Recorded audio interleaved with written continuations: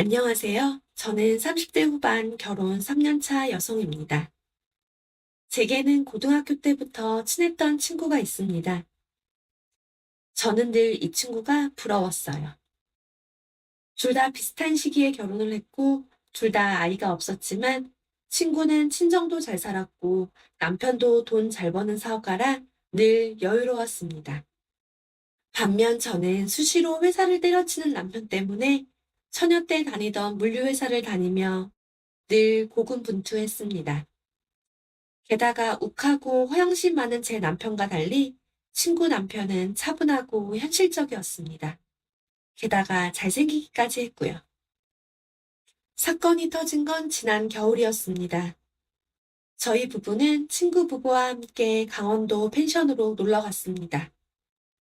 친구는 우리 부부와 휴가를 같이 보내고 싶다며 이번에도 여행비를 거의 냈습니다.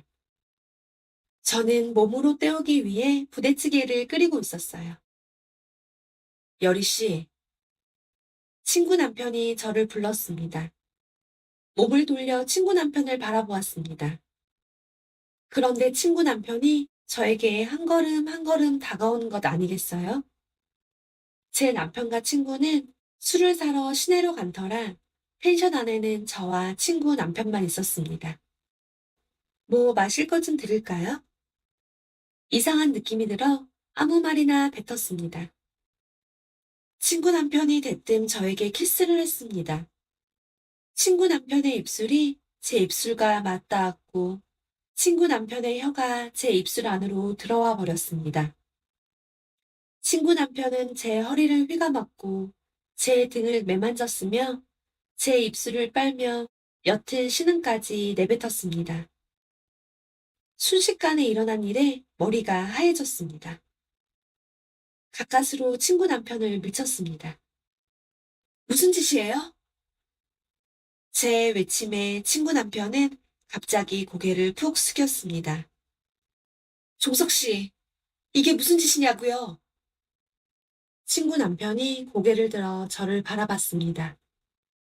친구 남편의 눈이 빨개져 있었습니다. 저는 당황했습니다. 그때 현관문 열리는 소리가 들렸습니다.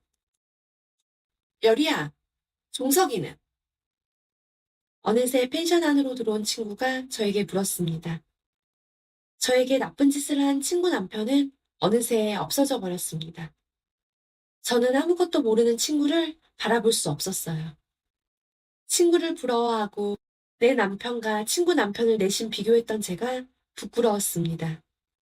쓰레기랑 살고 있는 제 친구가 너무 불쌍했습니다. 여보, 남편이 저를 부르는데 저는 남편의 얼굴도 제대로 볼 수 없었습니다. 몸이 아프다고 거짓말을 하고 남편과 함께 집으로 돌아왔습니다. 그런데 더 나쁜 일이 일어나고 말았어요. 저는 제 친구 남편과 자고 말았습니다. 꿈에서요. 끈적이게, 집요하게 서로에게 파고들었습니다. 야릇했고 좋았습니다. 미치도록 좋았어요. 그토록 흥분한 게 언제였을까요? 아무리 꿈일지라도 이런 꿈을 꾸다니. 저는 나쁜 년임에 틀림없었습니다. 출근을 해서도 괴로움은 계속되었습니다.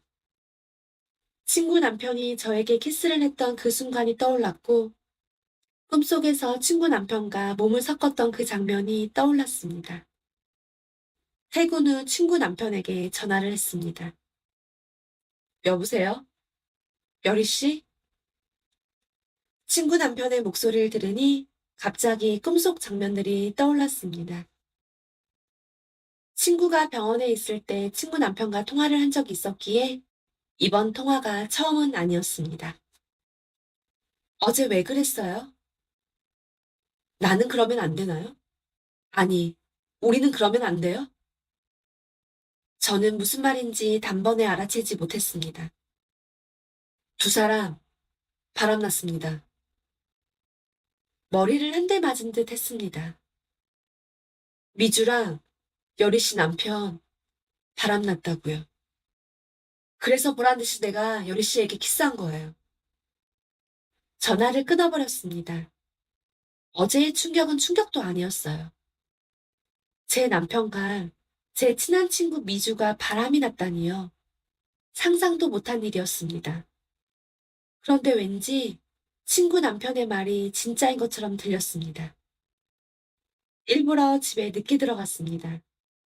남편을 마주할 용기가 없었어요.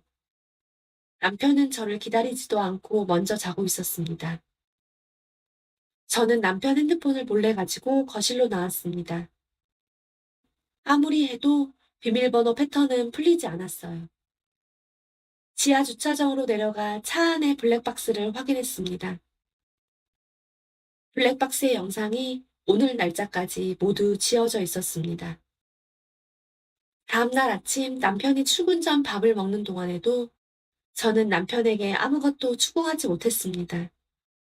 무서웠거든요. 남편이 출근을 하고 미주에게 전화가 왔습니다. 저는 받지 않았습니다. 그렇게 일주일 정도의 시간이 지나갔습니다. 친한 친구를 피한 채, 남편을 피한 채, 아무 말도 하지 않은 채 그런 시간을 보내고 있었습니다. 이번에는 미주 남편이 저에게 전화를 걸어 저를 보자고 했습니다. 이 남자가 또다시 나에게 키스를 하는 건 아니겠지? 이런 말도 안 되는 상상을 하며 커피숍으로 향했습니다. 미주 남편은 제 남편과 미주가 엉겨붙은 사진들을 내밀었습니다. 제 남편과 제 친한 친구 미주는 불륜 중이었어요. 언제부터예요? 작년 여름부터인 것 같아요. 언제 하셨어요? 6개월 정도 됐습니다. 증거 모으는데 시간이 좀 걸렸어요. 이제 이 두 사람이 외도했다는 증거는 차고 넘치네요. 남자가 쓸쓸하게 웃었습니다. 여리 씨, 저는 이혼할 거예요. 저는 이혼 안 해요. 반사적으로 내뱉었습니다. 갑자기 눈물이 났습니다. 말도 안 되는 일이 펼쳐졌으니까요. 울어요. 한참 울 때네. 울다 보면 눈물도 없어질 거예요. 이 두 사람 종석 씨가 아는 거 아나요? 이제 알려주려고요. 저한테 시간을 주세요. 무슨 시간요? 울 시간? 아파할 시간? 남자의 말투가 갑자기 날카로워졌습니다. 이 쓰레기 같은 두 사람 때문에 우리가 왜 아파해야 돼요? 저와 꿈에서 몸을 섞었던 남자는 자연스럽게 저와 자신을 우리라고 칭했습니다. 배우자에게 배신당한 우리, 병신같이 당한 우리, 피해자인 우리. 자꾸만 눈물이 났습니다. 남자가 제 옆으로 오더니 휴지를 건네주었습니다. 미안해요. 이런 말도 안 되는 이야기를 전해줘서. 저는 남자가 건넨 휴지로 눈물을 닦았습니다. 여리 씨한테 키스한 것도 미안해요. 그러면 안 됐는데 여리 씨가 너무 불쌍했어. 여리 씨가 불쌍하고 나도 불쌍했어요. 미안해요. 남자가 사과하자 이상하게 남자에게 키스하고 싶어졌습니다. 꿈속에서처럼 남자와 몸을 섞고 싶었습니다. 저는 자리에서 일어났습니다. 여리 씨, 힘들면 저한테 기대도 돼요. 나쁜 마음 안 가질게요. 저는 그 사람에게 생각할 시간을 달라 했지만 사건은 또 터지고 말았습니다. 미주 생일 파티를 두 부부가 함께 하기로 했었거든요. 이 모든 걸 알기 전에 말이죠. 저는 몸이 아프다고 거짓말을 할까 하다가 미주네 집으로 남편과 향했습니다. 그러고 보니 남편은 뿌리지 않던 향수를 뿌리고 신경 써서 옷을 입고 몇 번이고 거울 앞에서 자신을 확인했습니다. 최근 외모에 부쩍 신경 쓰고 귀가가 늦고 저와 잠자리를 가지지 않는 그 모든 것이 외도의 사인이었는데 저는 그 모든 걸 부정하며 돈 버는 데만 집중했던 것입니다. 제가 얼마나 아둔했던 걸까요? 미주는 생일 분위기를 한껏 내기 위해 풍선을 달고 와인을 준비하고 향초를 켜두었습니다. 미주네 집에서 일하는 가정부가 한 음식은 어느 고급 레스토랑의 음식과 비교해도 손색이 없을 정도로 맛있어 보였습니다. 물론 저는 입맛을 잃어 무슨 맛인지 하나도 몰랐지만요. 저는 남편과 미주를 유심히 지켜보았습니다. 남편과 미주는 아무렇지도 않게 행동을 했습니다. 마치 한 번도 바람난 적이 없는 것처럼, 서로 몸을 섞은 적이 한 번도 없었던 것처럼 아주 능숙하게 연기를 하고 있었습니다. 미주 남편이 저를 바라보는 게 느껴졌습니다. 그 눈빛은 동정의 눈빛이기도 했고, 연민의 눈빛이기도 했습니다. 저는 그 눈빛이 싫었어요. 제가 불쌍한 존재라고 알려주는 그 눈빛. 식탁에서 스테이크를 먹을 때 미주 남편이 입을 떼었습니다. 고미주, 우리 이혼하자. 너 여리 씨 남편이랑 바람난 거 알고 있어. 제 남편이 의자에서 벌떡 일어나 소리쳤습니다. 이종석 씨 무슨 소리예요, 지금? 내가 바람을 폈다고요? 종석아, 미주가 저처럼 불쌍한 자신의 남편의 이름을 불렀습니다. 너 나랑 이혼하면 우리 아빠한테 더 이상 사업자금 못 받아. 그래도 괜찮겠어? 미주는 자신의 남편이 자수성가한 남편이라며 입이 마르도록 칭찬을 했었습니다. 오늘에서야 미주 친정의 돈이 미주 남편 사업자금으로 들어갔다는 걸 알게 되었습니다. 사람이 사람을 불허한다는 게 얼마나 무의미한 일인가 계속 깨닫게 되더군요. 바람난 거 인정하는 거야? 미주 남편의 목소리는 차가웠습니다. 바람난 게 중요한 게 아니라 당신이 사업자금 못 받냐 마냐가 중요한 거 아니야? 당신한테 제일 중요한 게 사업 아니야? 사업자금 더 이상 받을 생각 없고 지금까지 들어간 돈 뱉어내라면 나 뱉어내.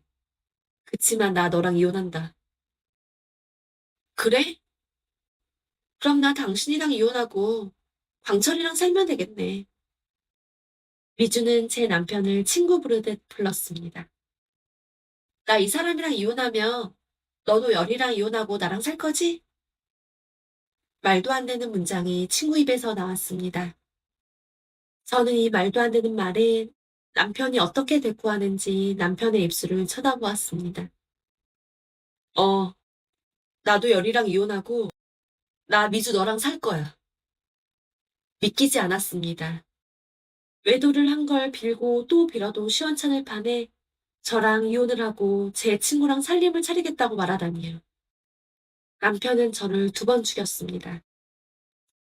당신 미주랑 산다고? 날 버리고 나랑 친구였던 미주랑 산다고? 남편은 원래 욕심이 많은 사람입니다. 그래서 돈 많은 미주를 탐내는 걸까요? 아니면 저보다 미주가 더 이뻐 미주와 바람이 난 걸까요?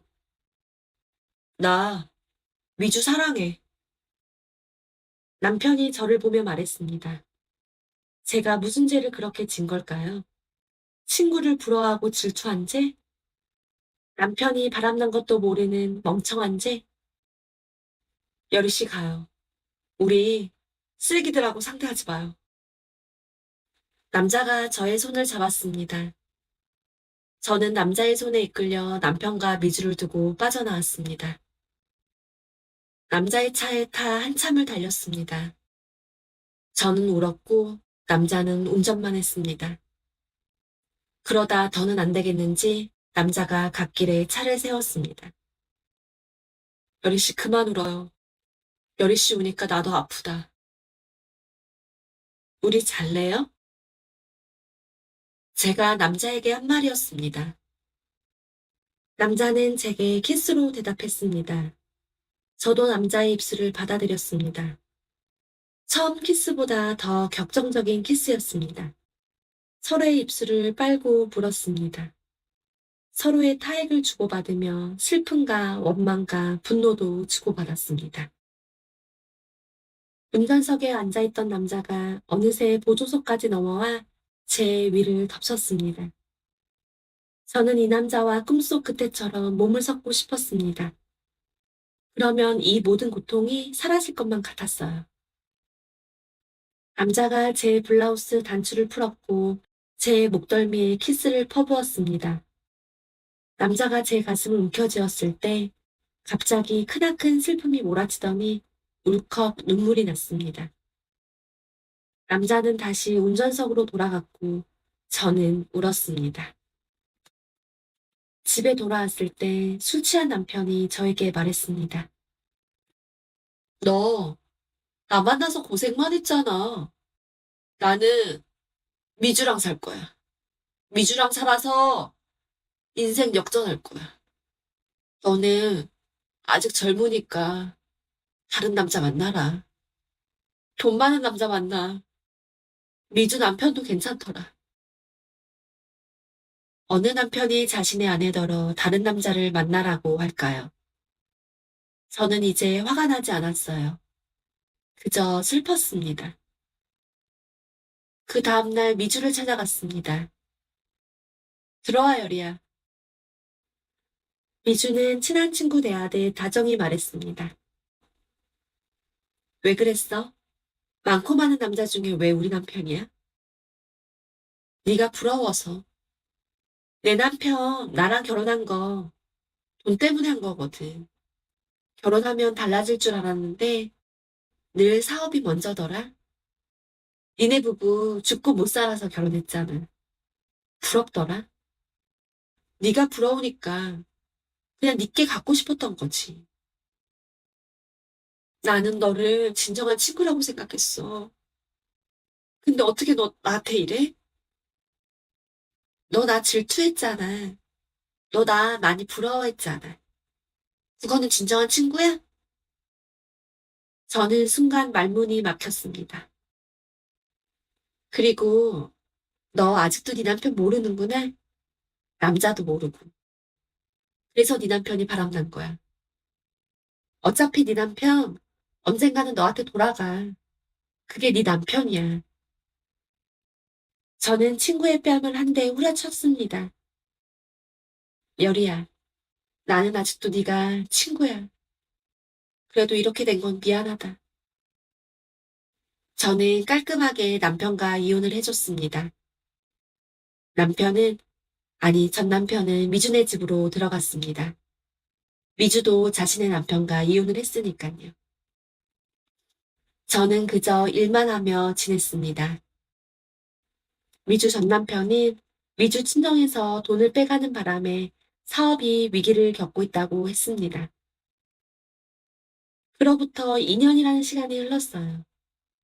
미주의 말대로 어느 날 전 남편이 제게 찾아왔습니다. 제게 돌아오고 싶다고 했습니다.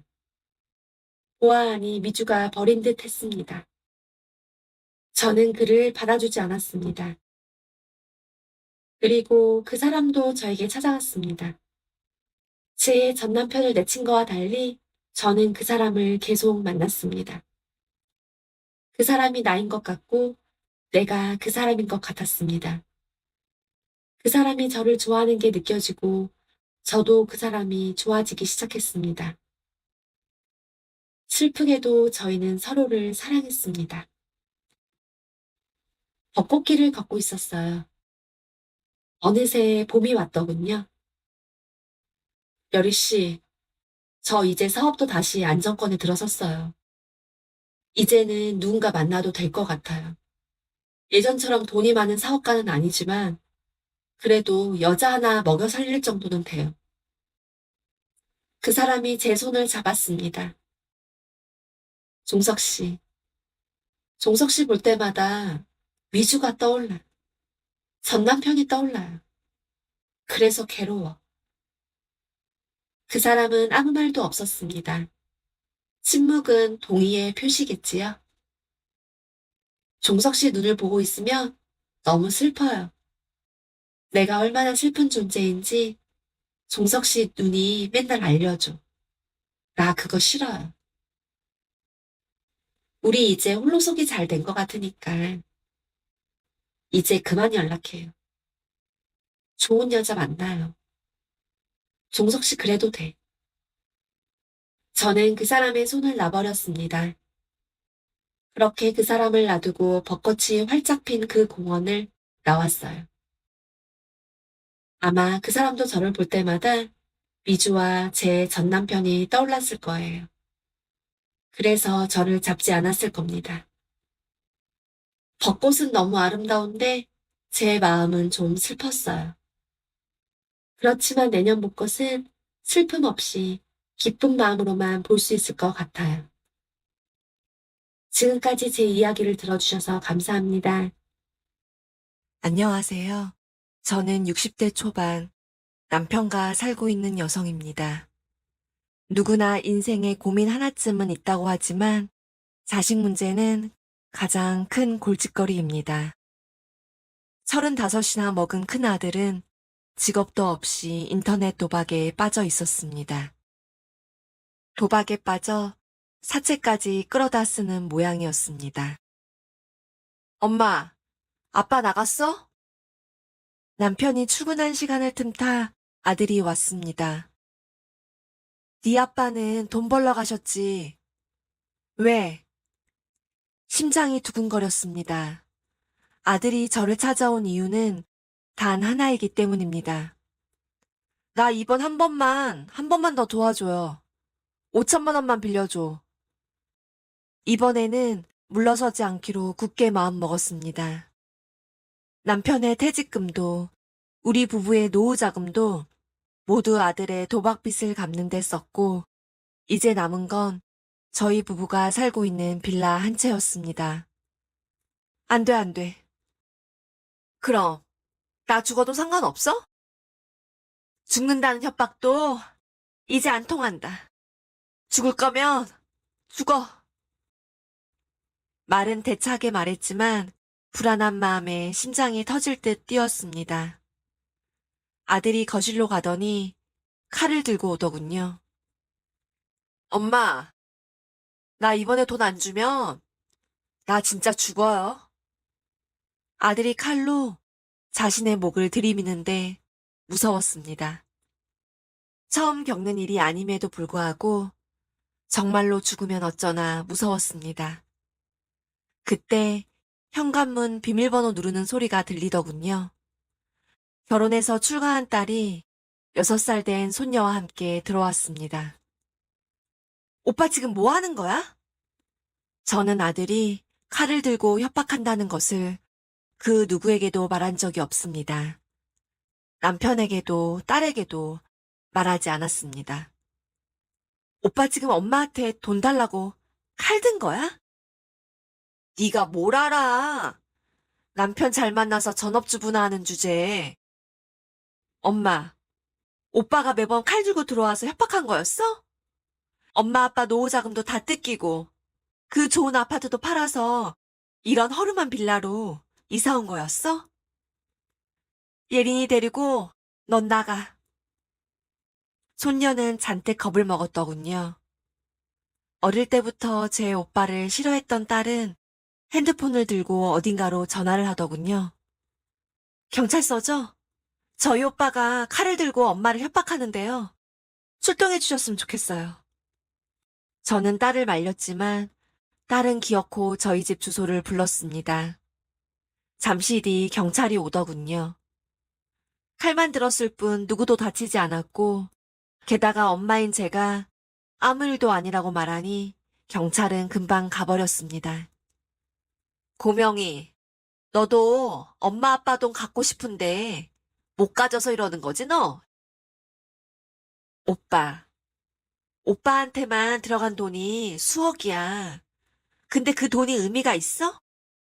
도박하느라 다 날렸잖아. 엄마 아빠가 나한테 그 돈 줬으면 나 그 돈 불려서 부자 됐어. 오빠 너는 부모 등골 빼먹는 쓰레기야. 뭐? 쓰레기? 아들이 딸의 뺨을 쳤습니다. 돈 끄는 주제에 자존심은 있나 봐? 왜? 내가 너무 맞는 말 했지? 아들이 다시 딸에게 손찌검을 하려고 하자 제가 딸 아이의 앞을 막았습니다. 명성아, 우리 아들 이러지 마. 손녀는 무서운지 울음을 터뜨리더군요. 명성아, 안 돼. 다른 사람 때리면 안 되는 거야. 이러지 마. 아들은 씩씩대며 저를 노려보았습니다. 엄마, 나 장난 아니야.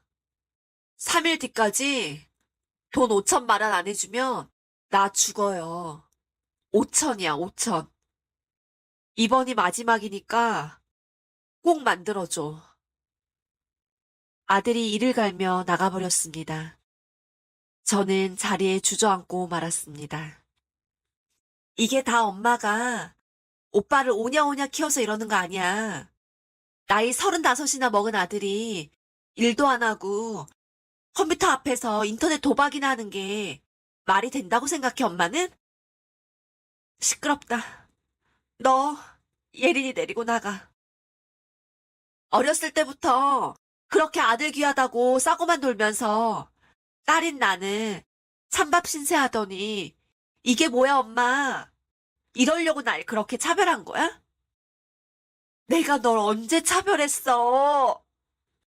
차별한 적 없다고 말하지 마, 엄마. 역겨워.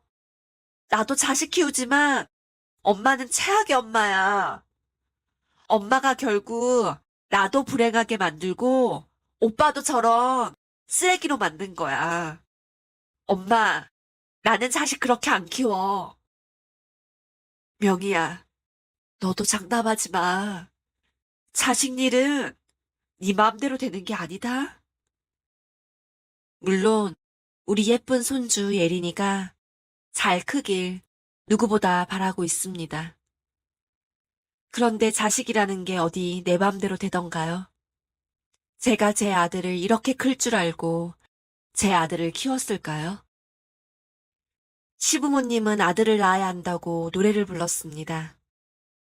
다행히 첫 임신에 아들을 얻었지요.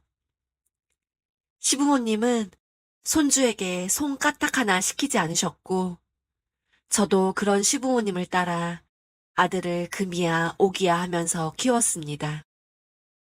아들이 잘못했을 때에도 크면 나아지겠지 하는 마음으로 크게 혼낸 적이 없습니다.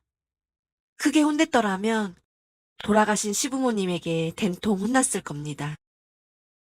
그날 저녁 자신의 집으로 간다던 딸이 지 아빠와 함께 오더군요. 딸이 제 남편에게 모든 걸 말한 듯 했습니다. 명성이 그놈이 당신한테 칼도 들었단 말이야? 내 이럴 줄 알았어. 당신이 그놈을 괴물로 만든 거야. 그렇게 오냐오냐 키우더니 나 몰래 돈을 쏙쏙 뺏어주더니 이번에 한 번만 더 돈 주면 나랑 당신이랑 이혼이야.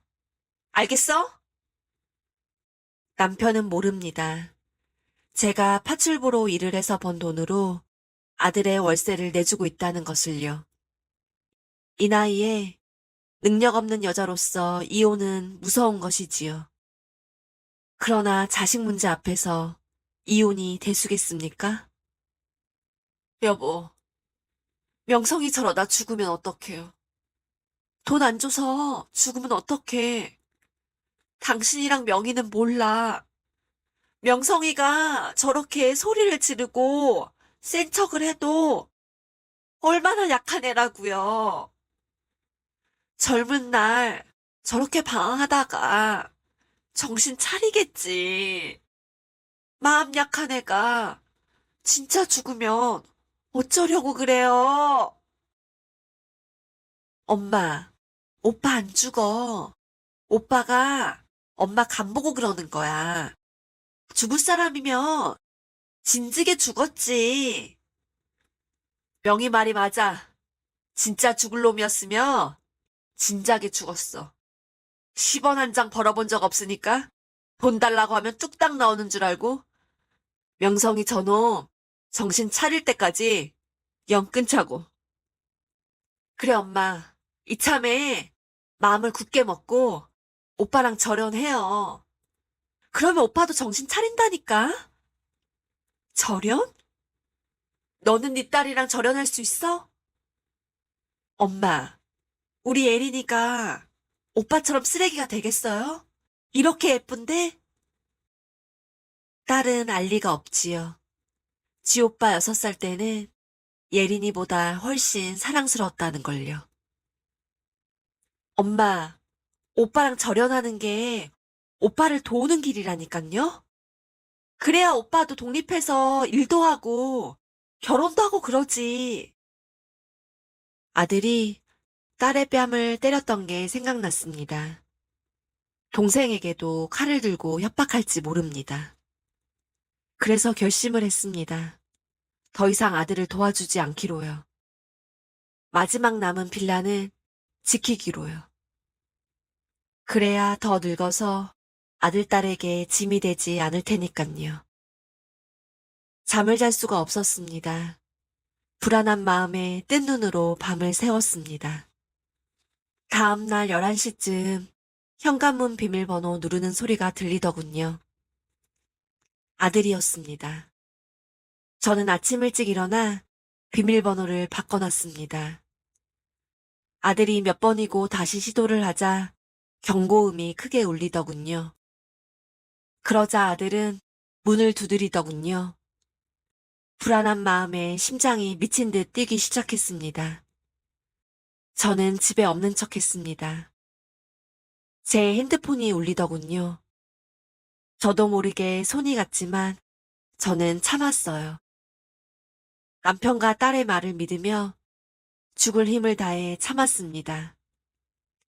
아들에게 카톡이 왔습니다. 마음이 흔들릴까봐 카톡을 읽지 않았습니다. 그 다음 날도 아들은 집에 찾아왔습니다. 문을 두드렸고, 제게 전화를 했고, 카톡을 했습니다. 저는 집에 없는 척 했고, 전화를 받지 않았고, 카톡을 보지 않았습니다. 아들이 말한 그 3일째 되던 아침이었습니다. 아들은 찾아왔고, 저는 집에 없는 척 했습니다. 아들은 돌아갔습니다. 나흘째 되던 날부터 아들은 찾아오지 않았습니다.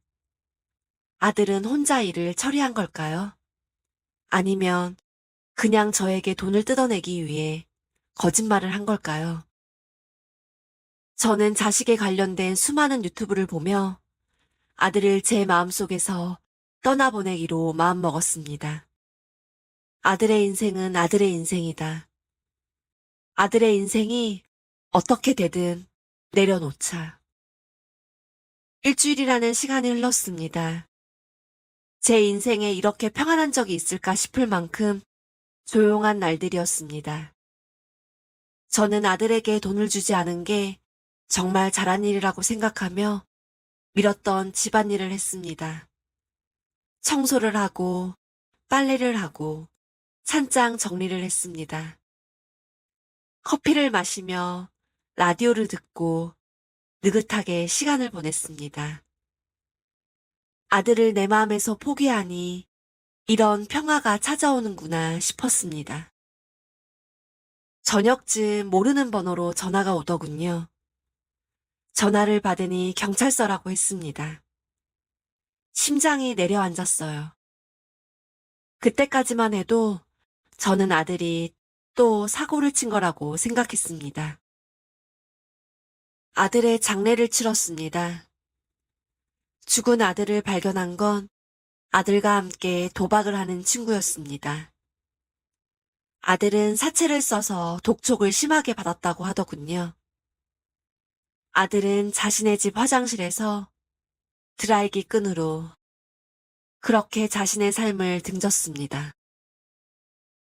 장례를 치르고 그제야 아들이 보낸 카톡을 확인했습니다. 엄마, 지금 돈 안 주면 나 죽어. 나 죽는다고. 그렇게 돈을 달라는 카톡을 보내더니 마지막 카톡은 이거였습니다. 이게 다 엄마 때문이야. 남편과 딸의 말을 듣지 말아야 했습니다. 저는 아들에게 5천만 원을 줬어야 했습니다. 그리고 또다시 5천만 원을 달라고 하면 또 줬어야 했습니다. 칼을 들고 협박을 해도 저는 줬어야 했습니다. 그렇게 저희 집 빌라를 팔고 저희 부부가 길거리에 나 앉더라도 저는 돈을 줬어야 했습니다. 저는 빌라를 지켜냈지만 제 아들은 지켜내지 못했습니다. 삐뚤어진 자식이라도 살아있어야 되는 거 아닐까요? 제가 어디서부터 잘못을 한 걸까요? 아들의 말이 맞습니다. 이게 모두 저 때문입니다. 제가 아들을 잘못 키운 죄로 아들이 죽었습니다. 모든 것이 저의 죄입니다. 남편은 아들이 죽은 후로 벙어리가 된 듯 말이 없습니다. 딸은 장례를 치른 후 하루가 멀다 하고 저를 보러 오고 있습니다. 엄마, 우리 예린이 크는 것까지는 봐야지. 엄마 절대로 나쁜 생각하면 안 돼. 엄마가 오빠 더 사랑했던 거, 나 용서할게. 그러니까 절대로 나쁜 생각하면 안 돼. 글쎄요. 자식 앞세운 제가 살아야 할 이유가 있을까요? 지금까지 제 이야기를 들어주셔서 감사합니다.